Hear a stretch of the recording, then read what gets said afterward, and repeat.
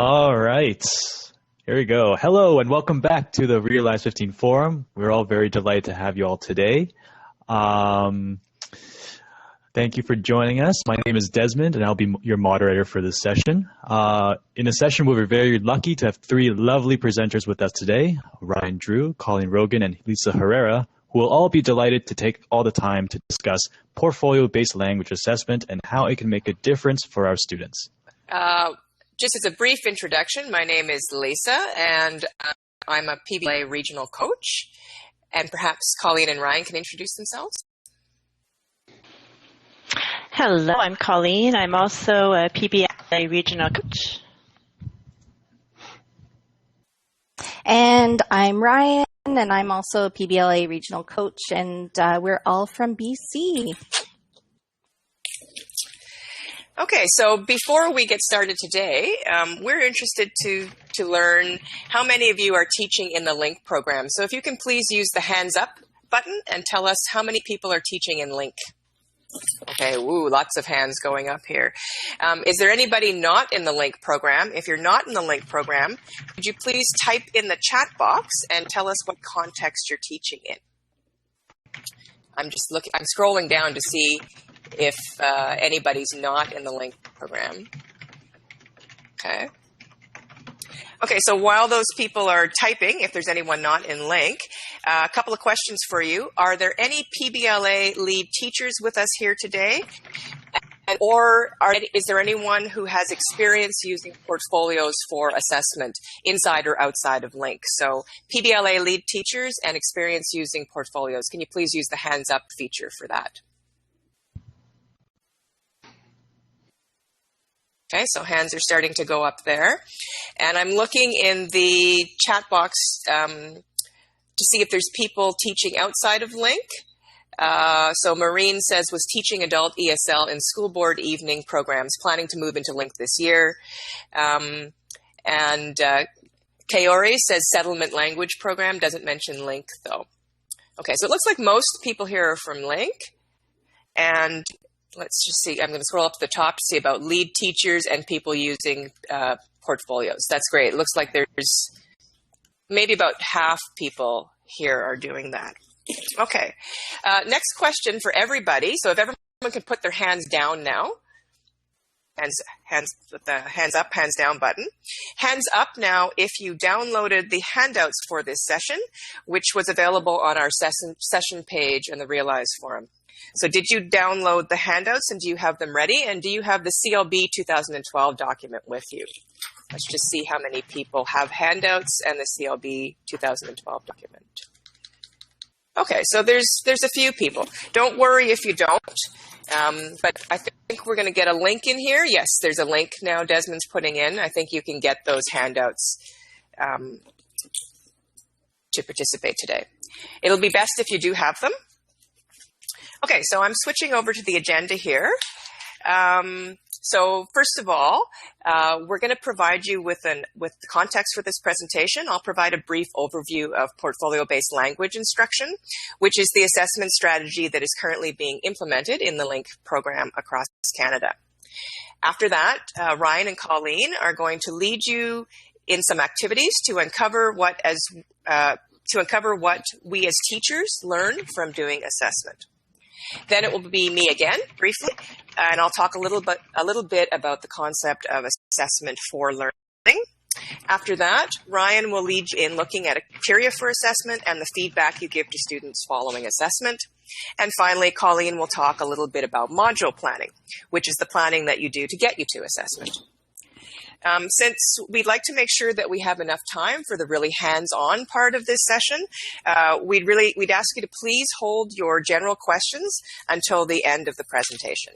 And if we do run out of time for questions, we can follow up in the Realize forum. Okay, so let me set the context for this presentation by telling you a little bit about PBLA and where it is currently being used. So PBLA, of course, stands for Portfolio-Based Language Assessment. It's an assessment strategy designed to capture evidence of students' language ability in all 4 skills according to the standard of the Canadian Language Benchmarks. It is also a strategy that embraces assessment for learning and is therefore integrated into teaching. This means that PBLA is not separate or extra to the language learning that takes place in the classroom, but an integral part of teaching and learning. PBLA is also the authorized language assessment protocol for language programs funded by Citizenship and Immigration Canada, or CIC. That means it's part of our LINC contracts. It was introduced to LINC to make the program and language assessment within the program more reliable and standard across the country. The national rollout of PBLA and LINC began in January last year with the first cohort of lead teachers training and then applying what they learned in their classrooms. This past fall, those lead teachers began teaching PBLA practices and protocols to their classroom teachers. And this month, right now, LINC classes in Alberta, Saskatchewan, and Ontario and the Maritimes have begun implementing PBLA for the first time. We call them the PBLA pioneers. Also this month, a second cohort of lead teachers from BC, Alberta, and Ontario have just finished training and are applying what they learned in their classrooms. And a third cohort from Manitoba is beginning training. So you can see PBLA and the idea of this type of assessment is still new and somewhat challenging for most teachers. We hope with this presentation to make some of the choices you need to make in portfolio assessment a little clearer. Other places you can look to get information about PBLA are the PBLA Guide for Teachers and Programs, which you can download from Tutela. Hands up. We'll just use the hands up right now. Everyone who belongs to Tutela. I hope it's everybody here, but let's just see. Okay, I'm getting lots of hands up. That's great. That's a great resource for you. On Tutela, you can also find some great PBLA webinars, such as Reflections on PBLA, and another webinar, Getting Ready for Implementation. There are also PBLA groups you can join on Tutela, where you can share questions and comments. Okay, enough of this overview. Let's get right into what we learned from assessment. I'm passing the presentation over to Ryan.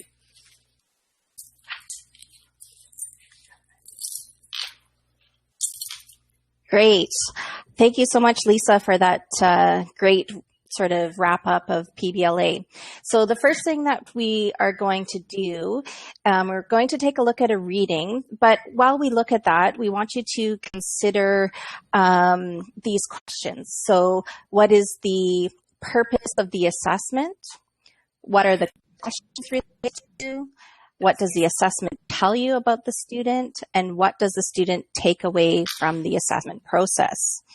So the first reading that we're going to take a look at, the file name is the Terry Fox first reading document. So if you have that in front of you, you can take a look at that. And so you'll notice that with this reading, it's very similar to the types of readings that we may want to share with our learners. We're in a settlement language context, so we really want to teach topics that are about important Canadian icons or something that was important in Canadian history. And, you know, for example, Terry Fox, he's quite well known in Canada.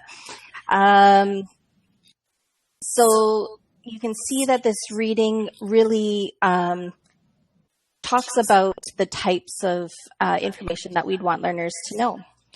And then there's some comprehension questions that are paired with that reading.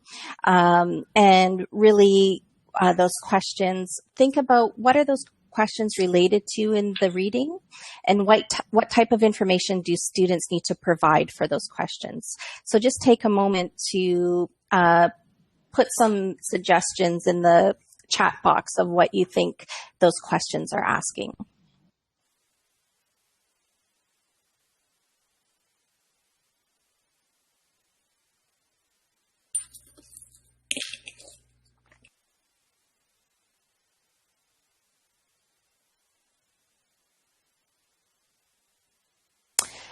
Yeah, absolutely. So Judith says asking for information details. Mary says simple comprehension questions from the reading. Sabine is, definitely talking about factual details. So as you can see, it's very specific information and asking about facts. So The next document you want to take a look at is the first reading of the filled out comprehension questions. And here we have a completed set of assessment questions with student answers. So what do you notice or see about this completed assessment? I'm going to just make it a little bit bigger, so if you don't have it in front of you, you can maybe look at a couple questions. Good job, really? That's what Catherine says. Yeah, good job. What else do you notice? Thanks for enlarging. Okay, I'll go back to enlarging. I just wanted to show the good job. The answers can be copied from the text. Excellent. Answering in short form. It's easy to see the result. No action-oriented comments. Interesting. And why he is important to Canadians. Great.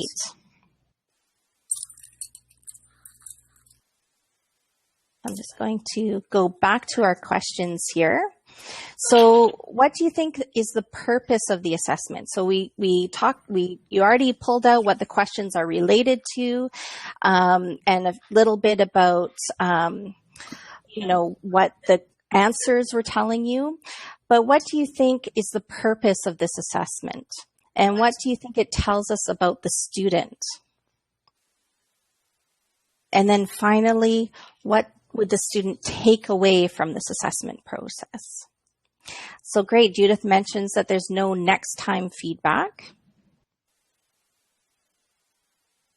They could just copy and paste the answers.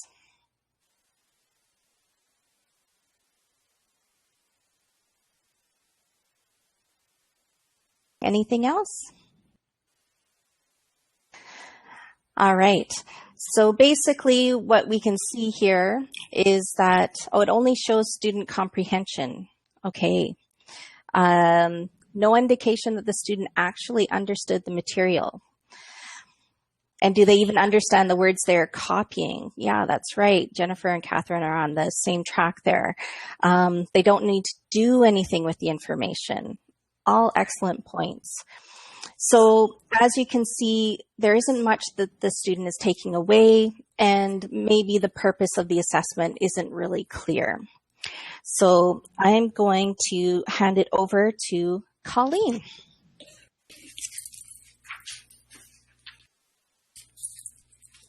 All right, thanks, Ryan. So now we're going to take a look at the Terry Fox second reading with the assessment tool. And we're going to ask the same questions. So what is the purpose of the assessment?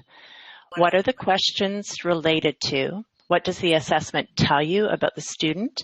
And what does the student take away from the assessment process? So we're looking at the Terry Fox second reading with the assessment tool. Sorry.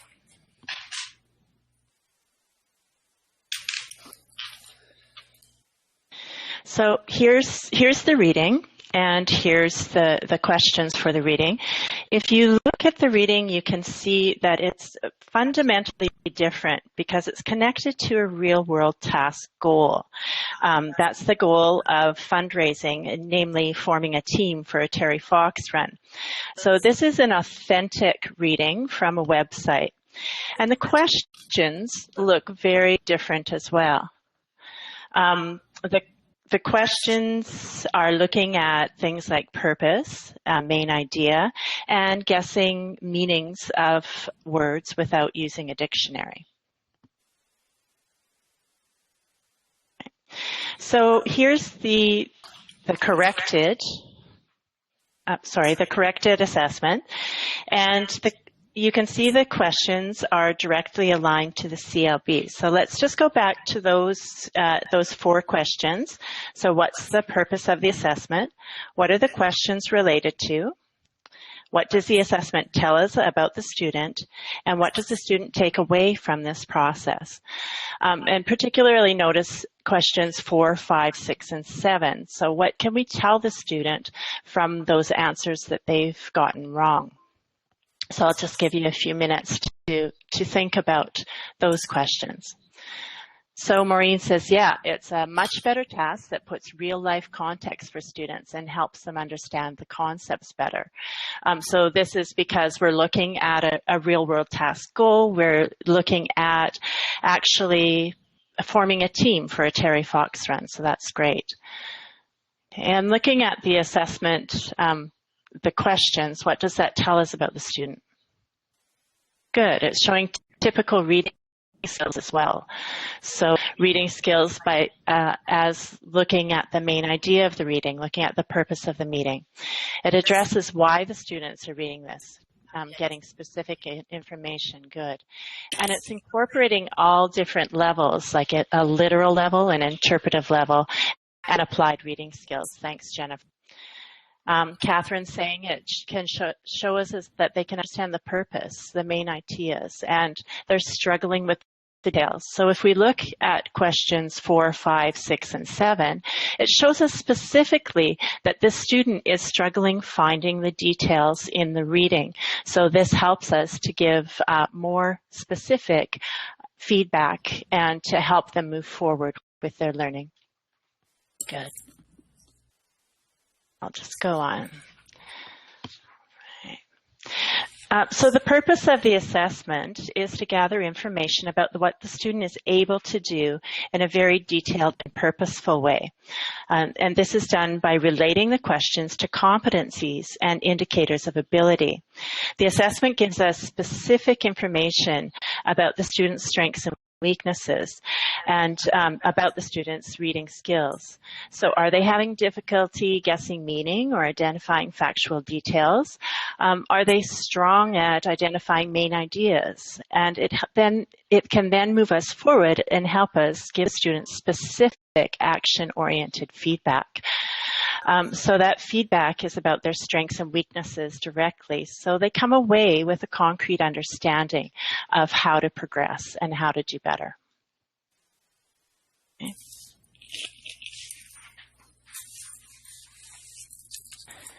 So just to briefly summarize then, what's the difference between these two sets of comprehension questions?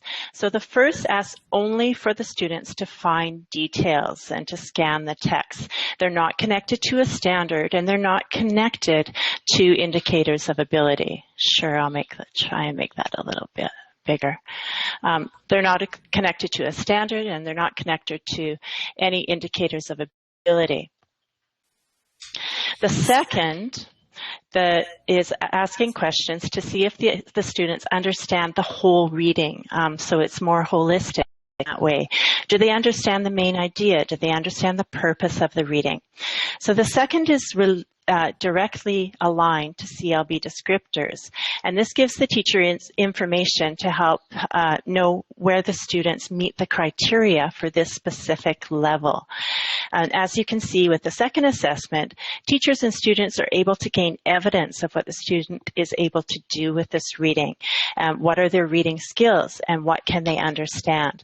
So by aligning to the CLB, you also have the national standard to measure their skills against.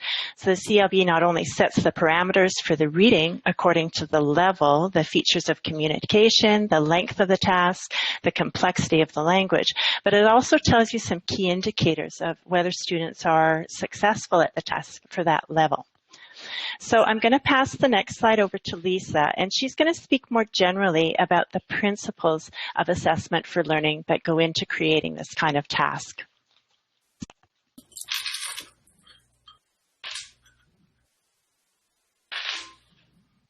Thanks, Colleen. Let me just zoom out here. There we go. Okay, so let me tell you a little bit about assessment for learning. So once you know what students need to do to be successful at a task by looking at the CLB standard, and you can see what they can actually do by looking at how they performed on the assessment task, you can gain some idea of what students need to do next to close their gaps in knowledge and skills.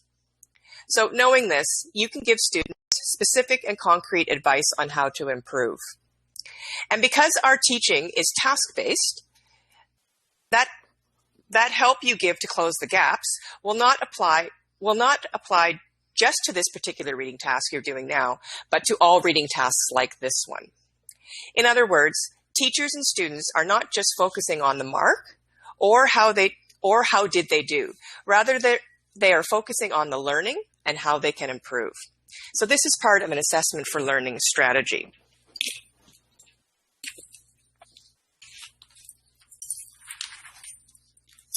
This slide that you see here is from the Assessment Reform Group that describes some of the key features of assessment for learning.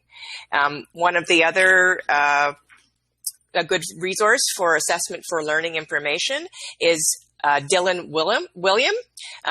He has videos that you can access on YouTube, and we use them in PBLA training. So with traditional assessment practices, teachers thought of assessment as something that occurred only at the end of an instructional cycle. Teach the content, fill the student up, then check how much they retain with the test.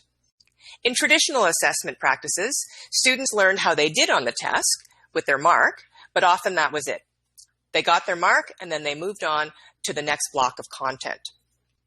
With assessment for learning, teachers use assessment to be constantly gathering information to help students move forward. In this way, all assessment, even the measuring that happens at the end of an instructional cycle, is formative assessment, or used to inform the students of where they are with the tasks. For this reading, for example, the one that we're doing in this presentation, the student might learn that he or she needs to focus on vocabulary or on getting the gist of the whole reading, rather than just think generally, I need to read better. Knowing exactly what the issues are helps the student to focus his or her study in order to improve. With its focus on formative assessment, assessment for learning also helps teachers to guide their teaching. So in doing an assessment, a teacher might learn that students need more skill building in particular areas. The areas the assessment reveals that the majority of students are struggling in. Or the teacher might learn that most students are okay with a particular skill. Say scanning for details. They might learn that most students are okay with that, but that one or two students still need work in this area. So they can give extra help to those two students instead of making the whole class go over scanning for details again. Assessment for learning helps teachers to change their teaching strategies to make sure the focus is on the students' abilities to do the task, not on what information they can retain. Because PBLA takes an assessment for learning approach, assessment becomes an integral part of what we do in the classroom, not something that is separate from teaching and learning. So that's just an overview of assessment for learning. And now I'm going to pass the presentation back to Ryan.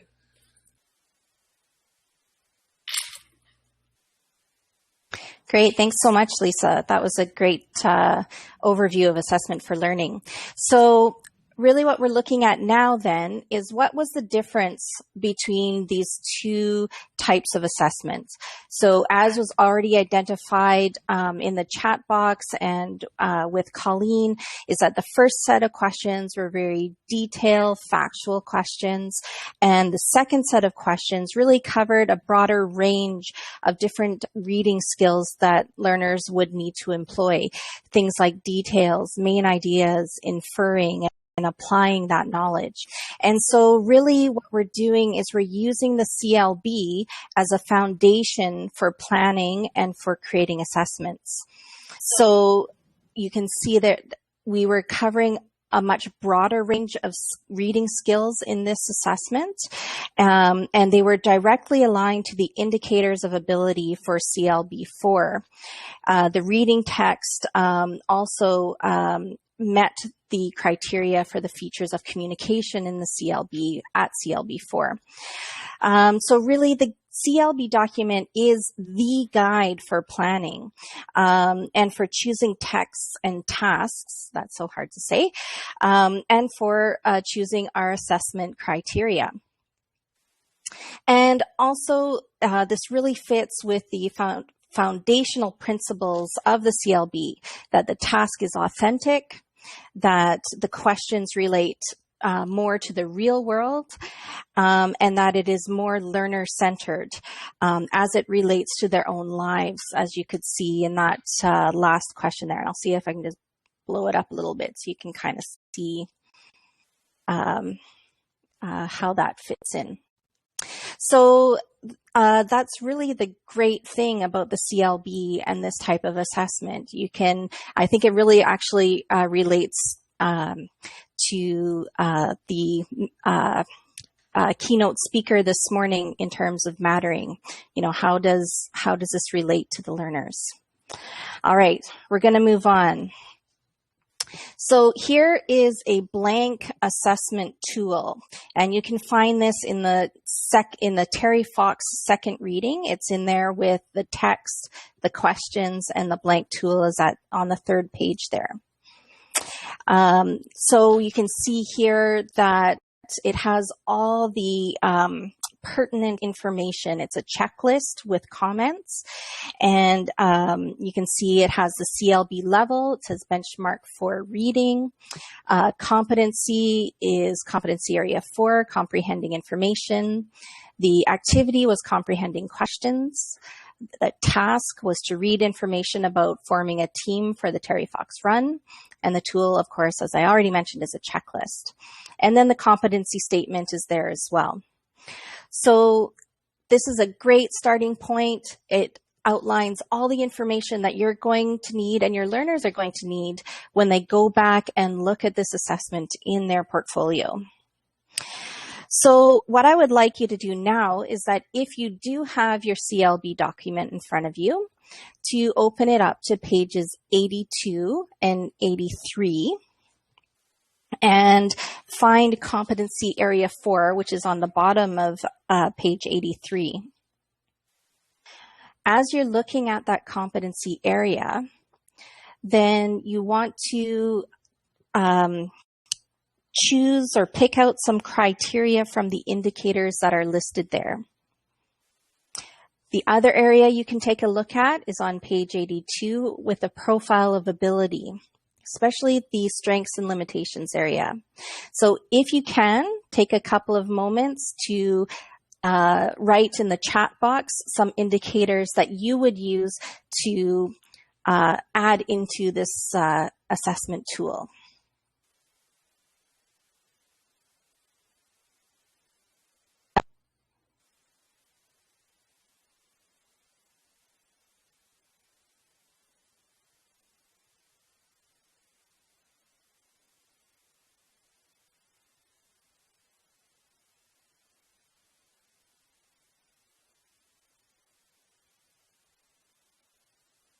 So it's pages 82 and 83.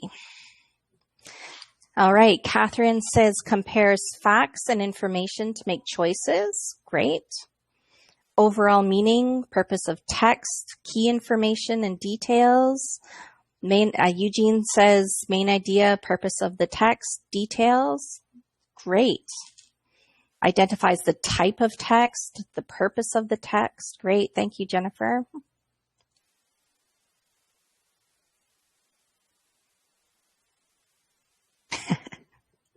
Yes, Eugene does have lots of practice with this. All right, so let's take a look here at a completed. You do have this document as well, and I think it's called the completed assessment tool, and I'm just going to blow it up a wee bit and move it around. Now, these were the criteria that we pulled out for our assessment. And as you can see, we aligned each criteria to the questions that we had in for the reading. So the first one gets the overall meaning, aligns to question 1, identifies type and purpose of text was question 2, finds key information, question 3, finds specific details, which is questions 4, 5, and 6, and identify unknown words or unfamiliar idioms, that's questions 7 and 8. And then at the bottom, we have a wrap up in terms of did they achieve the task as a whole. So I'm just going to zoom out a wee bit so we can look at it a little bit better. So not only then did we align the criteria to the questions that we have, but then we also took a look at the students' performance and tried to provide some feedback to the learners. So because they were aligned to the questions, this made this part of the assessment tool much easier to basically fill out. So we were able to say, okay, as a check, yep, you did this one, and this one. Aha, you kind of fell down on the details there, and we provided some comments about what might have happened there. And then, of course, we had to decide whether the learners achieved the task or not. And you may or may not have noticed, and I'm just going to again blow this up a little bit, that some of the criteria have asterisks. See these asterisks? Yeah. So what those asterisks mean, as you'll see here, at the bottom, trying to make it bigger. The asterisk means must meet these criteria in order to successfully achieve the task. So it's right on the tool, very clear to the learners and to ourselves as an instructor, or even the next instructor that may be looking at the portfolio, what those asterisks mean. So based on our completed assessment and based on the student's performance, we could confidently say, yes, they achieved this task based on their performance. And that's all that we really can say, is that they are successful in completing this task at this level. So we're not saying that they are a CLB4. We're just saying that this is a CLB4 task and they were able to do this task at this level. So we're going to try to keep questions to the end, but I think Colleen is working on answering questions as well. Thank you, Colleen. All right, so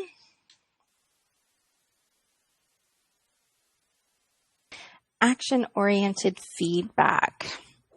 Now, I don't know how many people attended Shauna Williams' action-oriented feedback session yesterday, or possibly, I know she's done a few in-person sessions. Could you use your hands up function to see who's attended that?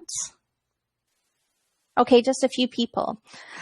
Well, I would strongly encourage that once that recorded session comes out, that you check it out. It's an excellent session and really builds on this, what we're really briefly talking about today.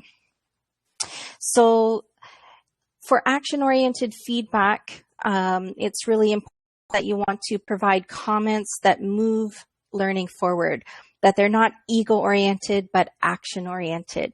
So remember in the first reading, it said, good job. Well, that was a real ego-oriented type of feedback. And we want to kind of move away from that, because what does that really mean?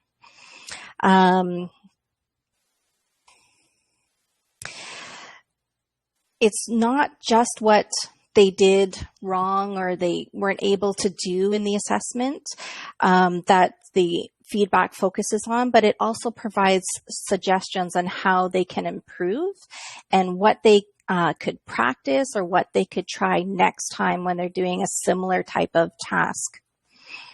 As Shauna's presentation does cover, there are some principles of good feedback, and I'm just going to quickly go over those. So principles of good feedback are things like clarifying goals. What is the goal of this assessment, or what are the learner's goals? It develops reflection. So it really gets the learners to think about their performance and how they did on that task. Delivers information about student learning.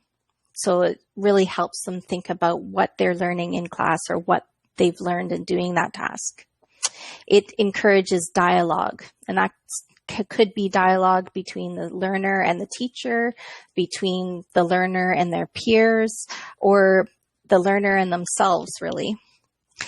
It also motivates and encourages self-esteem.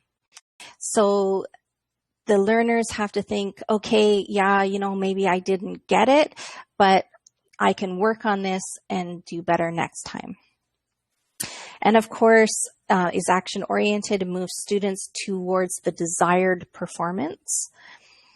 And then lastly, it provides information to the teacher to shape teaching. And I think that's a really important piece, because once you have done an assessment with your learners, you can, yes, look at that information for each particular learner, but then you can also look at it more holistically. How did all the learners do on that task? What is it that I need to be going back and looking at again, or reteaching or refocusing on in the classroom? So that's really an excellent way of moving forward yourselves. And then really for the learners, the feedback should give the learners a way forward. If you just say, you got that wrong, too bad, then that's really challenging for the learners to move forward in their learning. And of course, as we've already demonstrated, it really needs to be linked to criteria.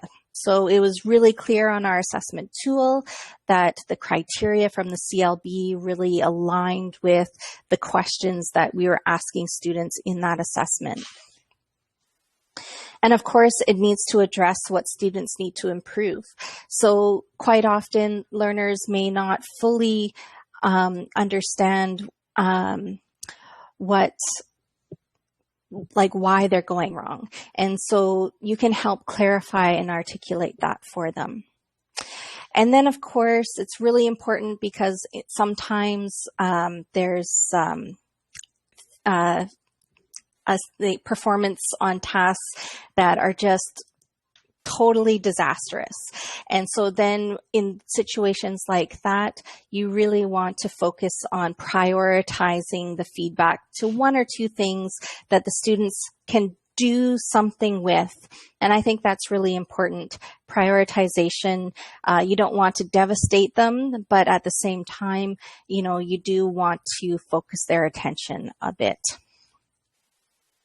All right, so now that I've talked about all of that, what suggestions would you give this learner? So you saw, some things that we gave as feedback on our completed tool, but based on their performance in the second reading, what suggestions or feedback would you give?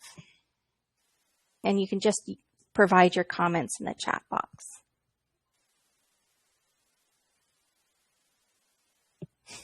So Catherine says, slow down, and I'm presuming that's for feedback. Maybe I'm talking too fast. So Sabine, how do you determine how many questions of each sample indicators of ability you ask?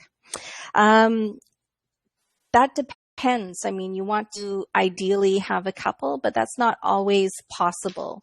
So then you just have to determine what works best. You don't want an assessment or questions that are like 5 pages long. So you kind of have to prioritize what works best there. Oh, so Catherine is also providing feedback to the student to look in the middle of the paragraph for details. That's true. Yeah. Karen says, when you do this, and there's a specific example, that was successful because of this, and your next step should be this. Excellent.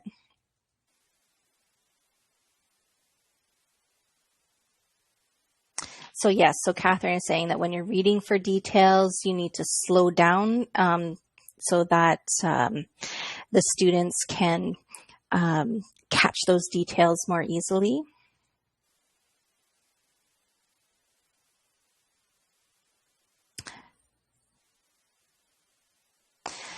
And you can also scan for keywords and read the whole sentence to make sure that you have all of the information. Great, excellent. All right. So I am going to pass it over to Colleen, who's going to talk about integrating the assessment.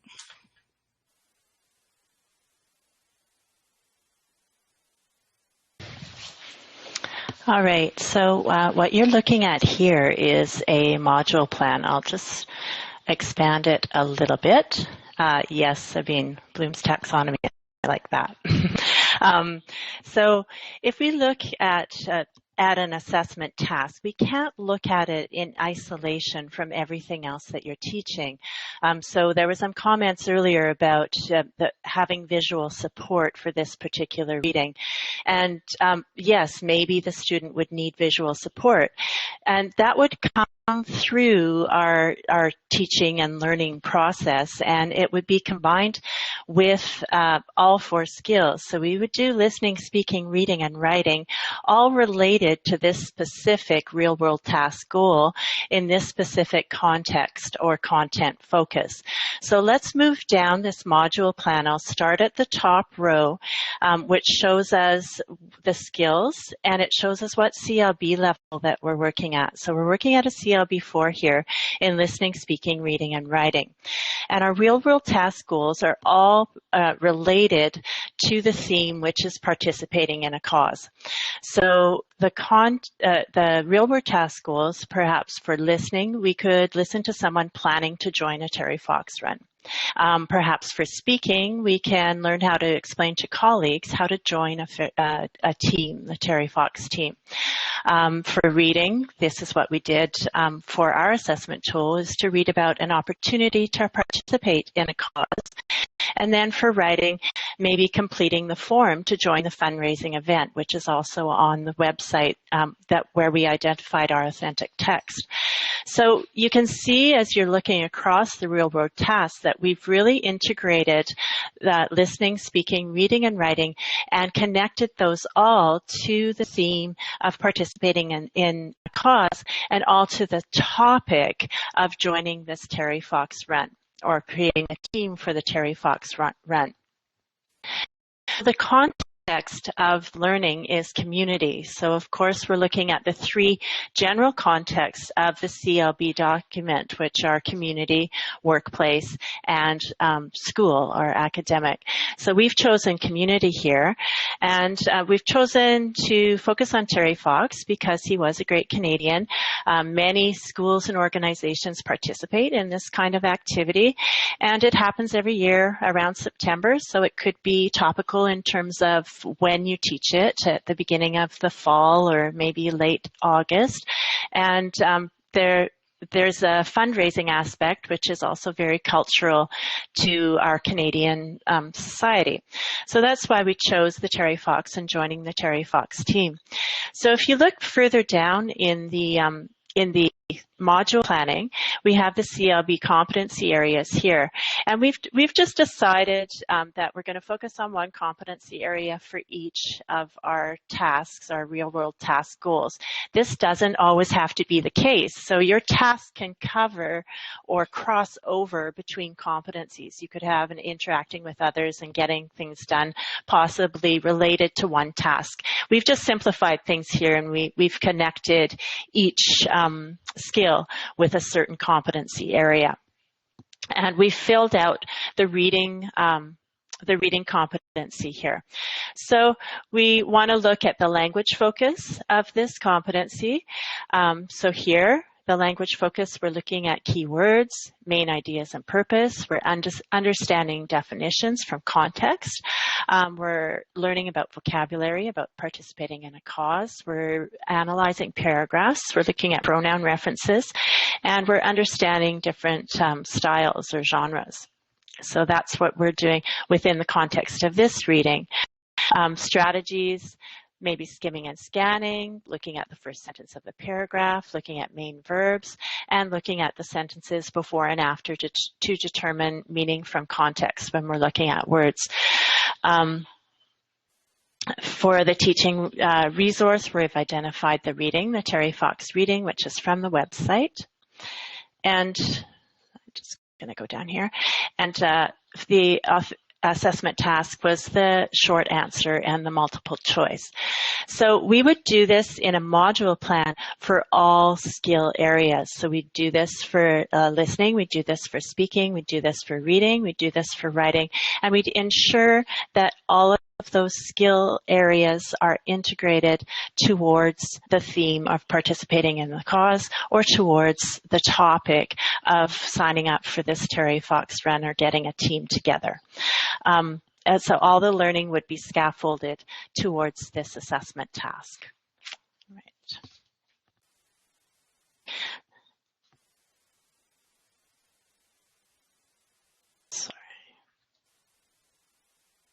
I'm just looking at our time here. Are we gonna? Maybe quickly? Okay. So we're just gonna take a look then more specifically, more generally about what we're doing in PBLA. And we're going to go through three quick slides to briefly show you the other features of PBLA, which help teachers understand their learners and to target their teaching. So the first thing here is understanding our learners and understanding their needs. And first of all, the module planning that I just showed you is based on doing a needs assessment with the students. So we'd always start with a needs assessment to understand the kinds of tasks they're trying to accomplish in their everyday lives. So what do our students need in their everyday lives? Students are also taught how to set realistic and achievable goals within the PBLA protocol. So we also make sure teachers know the CLBs the students have in each skill on entry into their classes. So they know exactly where the students are starting from and the level of tasks in each skill that the students already have achieved. And finally, to round off the needs assessment and the information that we gather, we collect personal information about the students. Each of them is asked to write autobiography. And this is not a marked assignment that we do. It's just more importantly to get a sense who the students are and what they need from their language class. All right, so now I'm going to pass over to Lisa to go through the next two slides on the general PBLA protocols. Thanks, Colleen.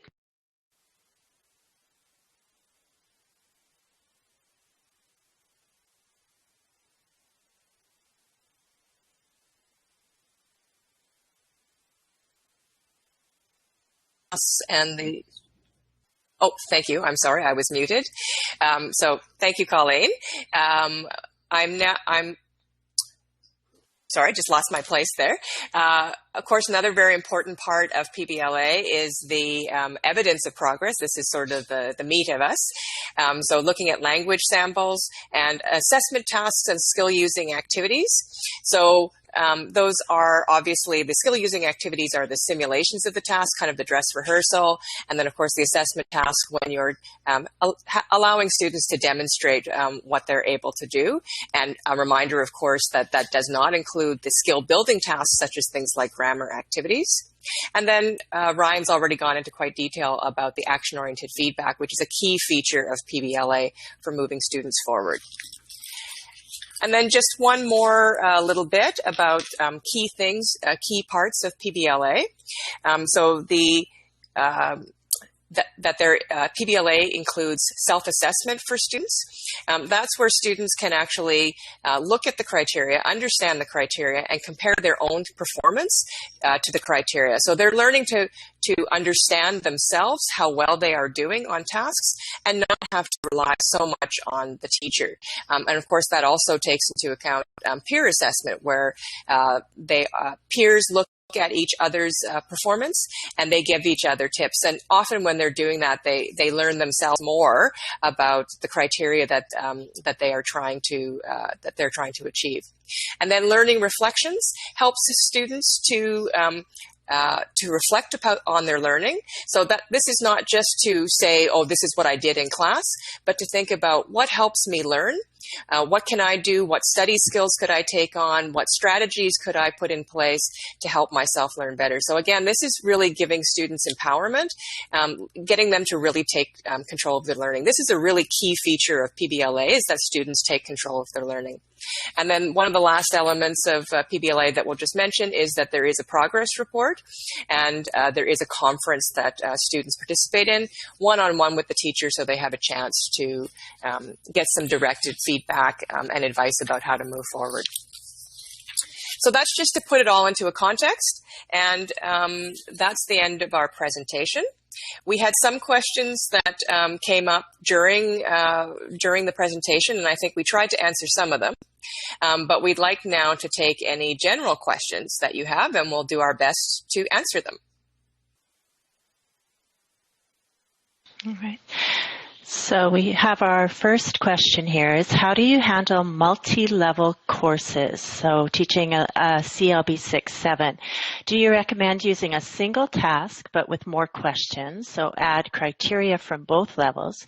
Or do you give separate assessments, i.e. create a 6 and a 7? This is really up to the teacher. I don't think we want to create more work by creating 2 separate assessments with a 6 and a 7. It might be hard to manage as well. So you can do it in a couple of ways. You can do it by adapting the text for different levels, or you can do it by adapting the criteria for each level. Or a combination of both. So you could make the text a little more challenging for the higher level, with a little more challenging or with criteria that is related to that level, or you could adapt just the criteria or just the text. Do either of you want to weigh in on that? I would say that there could be times when you may have to do a separate assessment. So, for instance, if the complexity between the 2 levels changes enough that you, for instance, with a listening, you might have to do 2 separate listenings. But I agree with Colleen that we don't want to make things more difficult. So when we can do them together, that's what we would try to do. There was a question about how often we do a progress report and interview. So CIC right now has us doing them twice per year. I don't know if that's what will be in the future, but that's what's required right now, about 6 months apart.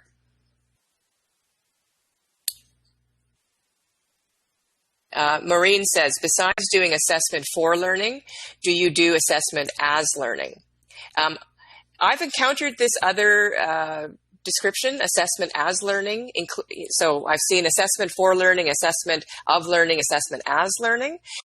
From my readings that I've done, it seems to me that assessment as learning really is incorporated as part of assessment for learning. Assessment for learning, from the readings that I've done, seems to take into account all different kinds of assessment, but the focus is that basically that you're moving students forward, and that the focus is on the learning and not on the product, not on the result.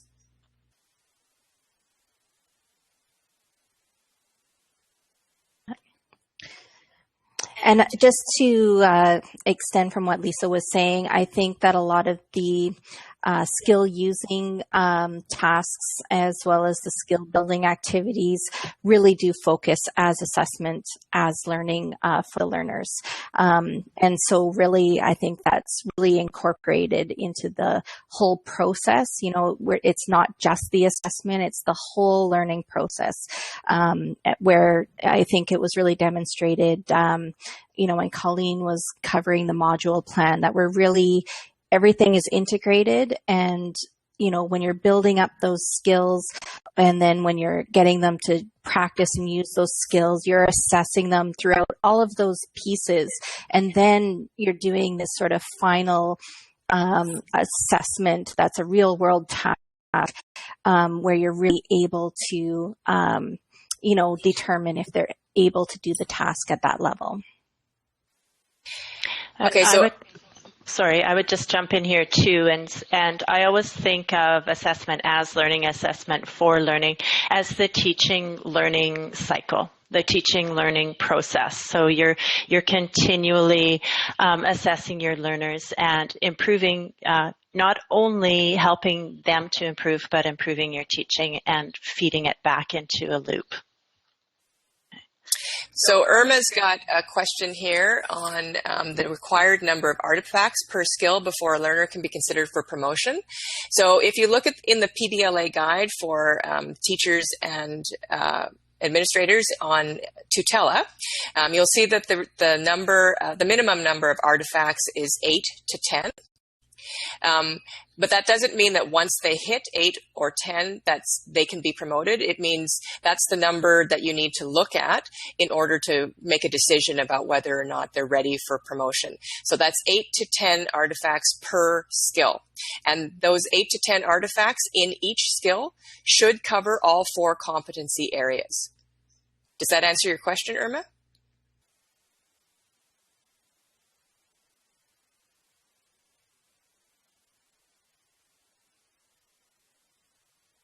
I see that Jen has a question.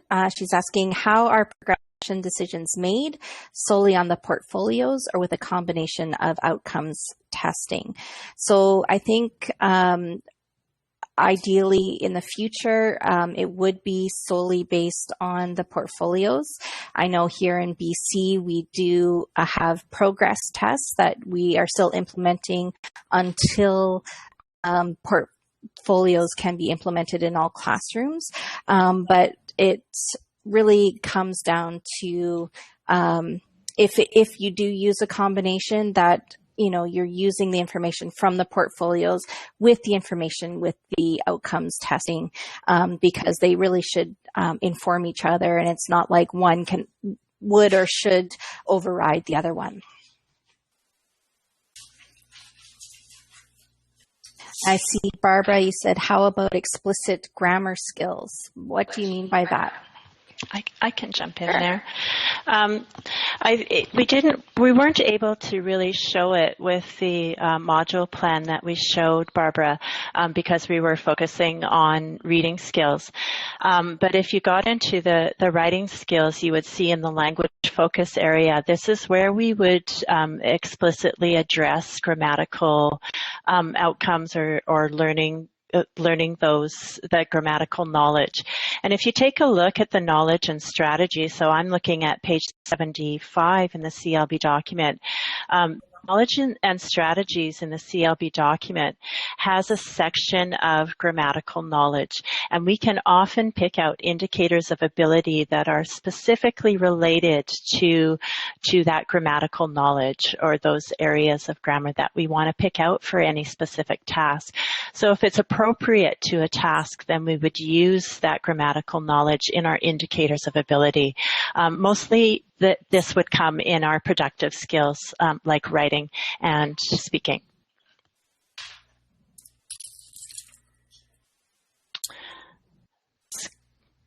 Did you guys pick up another question there? There's quite a few scrolling quickly.